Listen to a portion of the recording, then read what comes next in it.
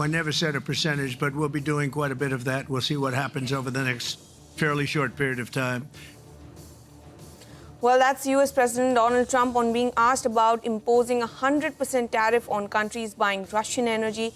This after he says he will increase India's tariff substantially in the next 24 hours, accuses India of fueling Russia's war machine, says India offering them zero tariffs is not good enough. New Delhi calls targeting of India unjustified and unreasonable, vows to take necessary measures to protect national interest. Government sources say India is not the tariff king as claimed by Trump, cites data from WTO which shows India's weighted average tariff is less than Europe, Vietnam, Bangladesh, among many others. Wall Street indices pull back as investors digest weaker than expected economic data and new tariff comments from Donald Trump. Asian markets trade mixed. Nifty is indicating a marginally lower start to the Indian market. The RBI's MPC will announce its interest rate decision today. CNBC TV 18 poll shows market is divided between a cut and a pause. ICICI's global markets head B Prasanna tells CNBC TV 18 the market may be happier if RBI does not cut rates but indicates dovishness by cutting inflation forecasts. At least 4 people have been killed and several others remain missing after a cloudburst in Uttarkashi district. Personnel from the army and the state disaster response force rescue over 50 people overnight.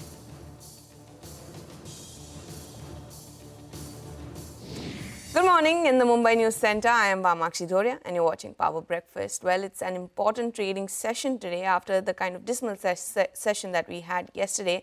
We, of course, have the RBI's interest rate decision. We have sectors reacting to President Donald Trump's comments on, fresh tariff threats on India. We'll also see a slew of earnings.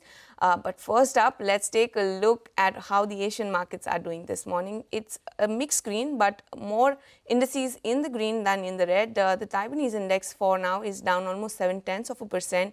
Hang Seng is barely hanging in the green, up only somewhere around 0.1%. But what's doing well is the Australian index. Keep in mind the ASX 200 has gained by almost 0.5%, highest gaining index in trade today.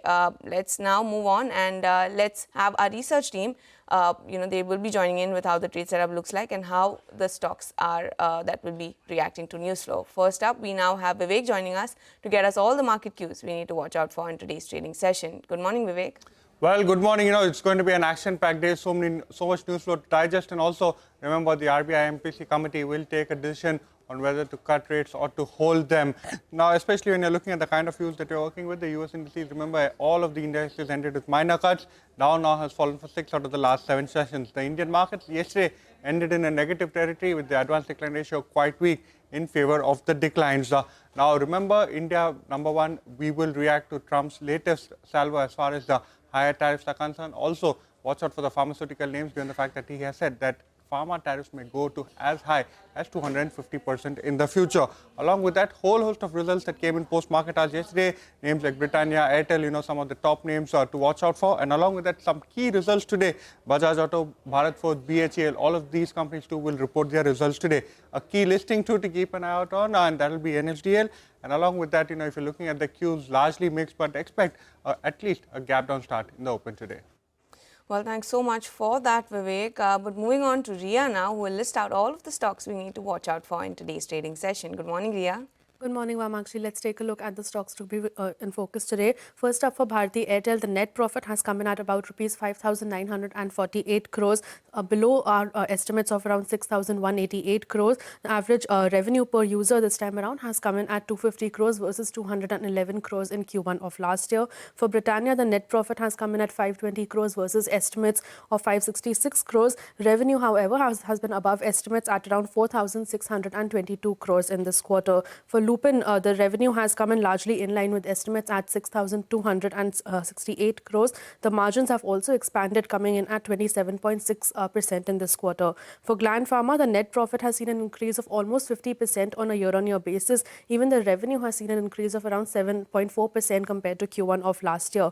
For NCC, the revenue has seen a decline of around 6.3% compared on a year-on-year basis, and margins have been largely stable at 8.8% in this quarter. For Torrent Power, net profit has gone down by around 25% on a year-on-year basis. EBITDA margins have also contracted, coming in at 18.7% versus about 21% in Q1 of last year. For Gujarat Gas, net profit has seen an increase of around 13.8% on a year-on-year basis, although the revenue has gone down by around 5.5%. Moving on to Kirloskar Industries, net profit has gone up by 30% on a year-on-year basis. Even the revenue has seen an increase of around 5.5%. And for Prestige Estates, net profit has seen a decrease of around 6% on a year-on-year basis, although the revenue has gone up by around 24% compared to the previous year. Well, thanks so much for that, Ria. And finally, we now have Sudarshan joining in with cues from the F&O space. Sudarshan? Good morning. So it's an important day. Market will be reacting to RBI's policy apart from the earnings. But as far as yesterday's session is concerned, that market closed with minor cuts. But the problem remains the heavyweights like HDFC Bank, ICICI Bank and Reliance Industries. And following the overnight cues, there is not much indication that we are getting from GIFT Nifty, which is indicating a start with minor cuts. On the flows front, there is nothing much in the cash market. But on the derivative front, if you see, FIs continue to build positions on the short side. Yesterday they have added short positions of more than 11,000 contracts, and now FI's long exposure has reduced to 8%, which is at multi-year lows. On the options data, if you see, all the actions are happening between 24,500 to 24,800. That's the reason support for Nifty is around 24,550 and resistance remains around 24,800. One stock that remains in the band is PNB Housing. Apart from that, keep an eye on two stocks that are trading near key levels, and those are Reliance Industries and HPCL. Thanks so much for that, Sud. Those are some important levels as well as stocks that we'll be watching out for. But moving on to the most important cue of the day, the RBI's MPC will announce its interest rate decision today. CNBC TV 18 poll shows the market is divided between a cut and a pause. Ritu tells us what to expect this time around. Ritu? The RBI's August policy meeting is shaping up to be anything but predictable. A CNBC TV 18 poll of top economists shows a clear split. Half expect a 25 basis point cut, while the other half say the MPC will hold rates steady. But zoom out and look at the broader macro picture and you'll see inflation has dropped to a 77-month low. CPI is likely to average below 3% through the year. And so some like SBI, for instance, warned that not cutting rates now could be a costly type 2 error, essentially waiting too long and hurting growth when inflation is already under control. But most economists, that is 70%, see the terminal policy rate settling at 5.25%, which means one more 25 basis point rate cut is going to wrap up this easing cycle. On the timing of the rate cut, the poll is split. 30% say August, another 30% October. December leads at 40%, but signaling we're near the bottom either way. On the stance, though, there is no ambiguity. All expect RBI to stick to a neutral stance. But speaking of growth, here 70% believe RBI could leave the forecast unchanged at 6.5%, though the street does expect RBI to flag signs of slowing momentum. On inflation, 90% expect a downward revision to RBI's 3.7% forecast, possibly to around 3 to 3.3% because of the easing food prices and the favorable base effect. As for the tone, 60% expected to stay neutral, but 40% are leaning towards dovish. But the wild card in all of this is tariffs and trade tensions, where half of the economists see no policy impact, while 40% do say external headwinds can push RBI to ease further, but they do agree mostly it's still a wait-and-watch game. Finally, do keep an eye out for the revised liquidity management framework, any commentary on the growth narrative, and the possible extension of the EBLR, which is the external benchmark-linked lending rates, to NBFCs as well.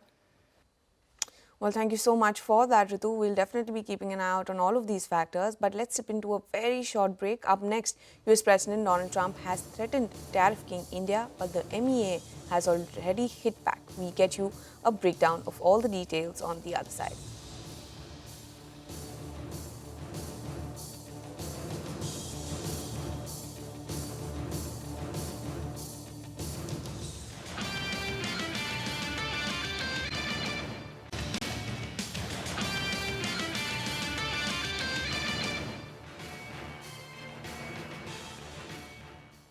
Welcome back. US President Donald Trump has threatened to increase tariffs on India within the next 24 hours.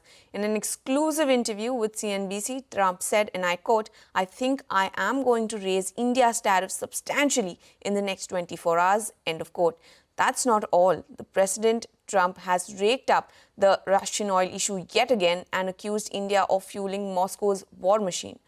On Monday, in a post on Truth Social, Trump, while announcing that he would impose substantially higher tariffs, had criticized New Delhi for financing Russia's war in Ukraine by buying what he called massive amounts of Russian oil. The Ministry of External Affairs has already hit back, calling the targeting of India unjustified and unreasonable. India has promised to take all necessary measures to safeguard national interests and economic security. Let's listen in to Trump's latest tariff rhetoric against India. With India, what people don't like to say about India, they're the highest tariff nation. They have the highest tariff of anybody. We do very, very little business with India because their tariffs are so high. So India has not been a good trading partner because they do a lot of business with us, but we don't do business with them. So we settled on 25%, but I think I'm going to raise that very substantially over the next 24 hours because they're buying Russian oil, they're fueling the war machine, and if they're going to do that, then I'm not going to be happy. But India went from the highest tariffs ever.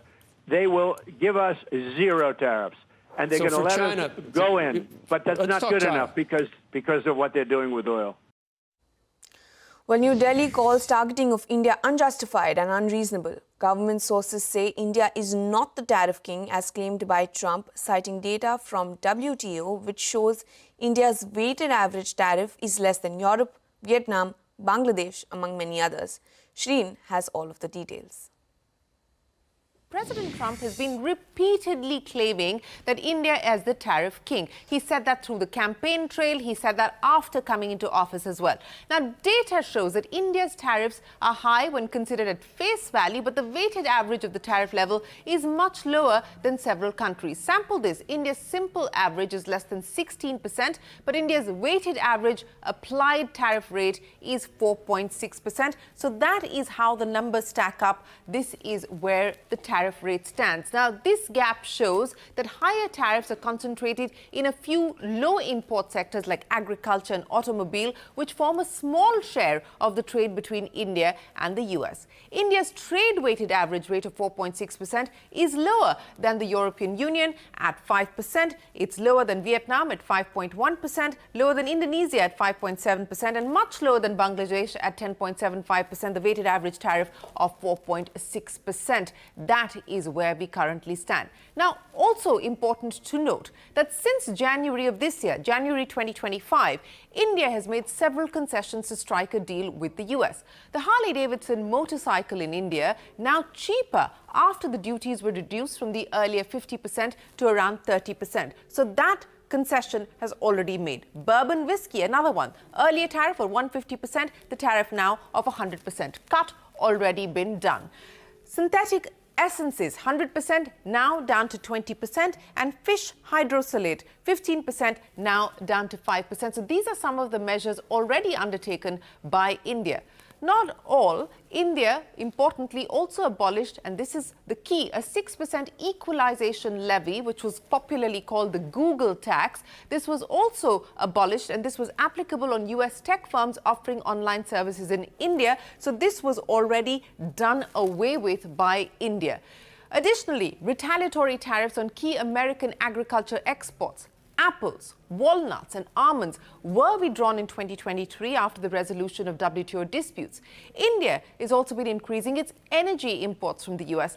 In the first quarter of this financial year, US energy imports are up 114%, and the estimation is that they will be up 150% in the fiscal. The share of US crude in India's import basket has risen from 3% to 8%, and that's the number for the month of July alone. As I pointed out, India estimates a 150% rise in energy imports from the US this year. So again, to President Trump's call to action asking India to buy more from the US, that's already happening. We've been doing that for a large part of this year and the previous year as well. Now, responding to the US president, the Ministry of External Affairs has said the targeting of India is unjustified and unreasonable, and it intends to take all necessary measures to safeguard national interests and economic security.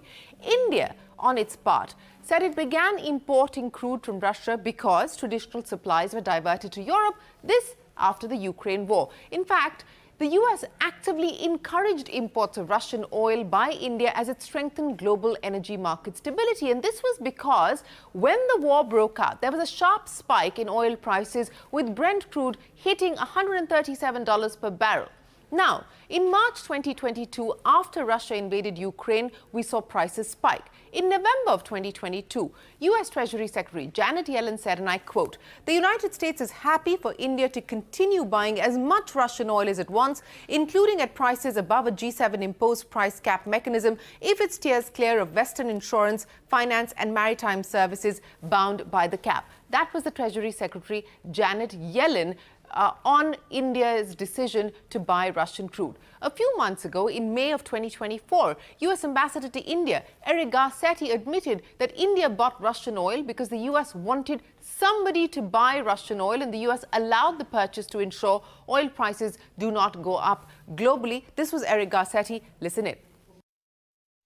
And we take the smaller victories, like actually they bought Russian oil because we wanted somebody to buy Russian oil at a price cap. That was not a violation or anything. It was actually the design of the policy, because as a commodity, we didn't want oil prices going up, and they fulfilled that. Well, and early this morning, while addressing a press conference at the White House, Donald Trump said he never quoted tariff percentage on Russian oil buyers. Well, I never said a percentage, but we'll be doing quite a bit of that. We'll see what happens over the next fairly short period of time. But we'll see what happens. Yep. You know, they have a meeting tomorrow. We have a meeting with Russia tomorrow. We're going to see what happens. We'll make that determination at that time. Well, on that note, let's slip into a very short break. Up next, we get your cues from the commodities market, so don't go anywhere.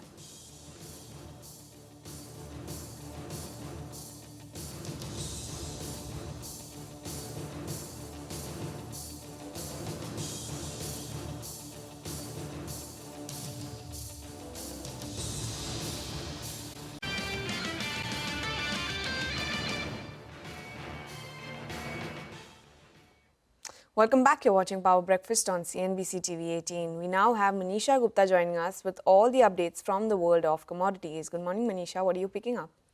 Morning, and thank you for that. I'll start with the crude oil prices, which is halted 4 days of losing streak. It's trading off its 5-week lows, and we've seen some gains coming into the Asian markets right now.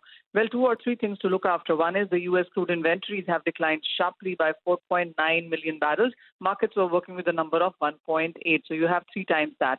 The second thing is the U.S. warning of higher tariffs for India goods in the next 24 hours if it continues buying Russian oil. Remember, at this point in time, the first half was 35% of our imports was Russian oil, and India buys Russian noodles, which is $4 a barrel at a discount versus Brent. So what changes in the next 24 hours is something that we'll need to look at, and that has also led to some premium into the prices. And while the crude oil prices have gained, we've seen the copper prices continue to trade at around 4-month lows. Prices are sharply off the record highs of $5.9 that we saw at the end of July. The markets, though, will watch out for Chile, where we've seen a tunnel collapse, and a month's worth of ore supply is at a loss. So that could be really supportive for prices. Well, thank you so much for that, Manisha. But let's also listen into what US President Donald Trump had to say on the oil prices. I'm not worried about prices because we're drilling at levels that nobody's ever seen before. And what Biden did is he stopped my drilling. And then prices, if you remember that first couple of months, prices went through the roof. And he immediately said, let's go back to what Trump was doing. Let's go back to it. But by that time, they had blown it, and the energy prices were so high, and that's what caused that, and his crazy spending is what caused, by the way, the largest inflation in the history of our country was during the Biden administration. Well, President Donald Trump also told CNBC that he has narrowed the field of potential Fed chairs to 4 candidates, a list that does not include Treasury Secretary Scott Bessent. Evans are doing well, and I have 2 other people that are doing well. You look, it's in the end, there are numerous people that are qualified. everyone on your phone right now, in terms of at your beautiful studio, would be very qualified, in my opinion. You guys are better than most of the people that do it for a living. But I watched a lot, actually. No, I think that it'll be one of four people. Well, I love Scott, but he wants to stay where he is. I'll take him off because I asked him just last night, is this something you want? Nope, I want to stay where I am. Well, that's all we have on this edition of Power Breakfast, but don't go anywhere as our morning call takes the action forward.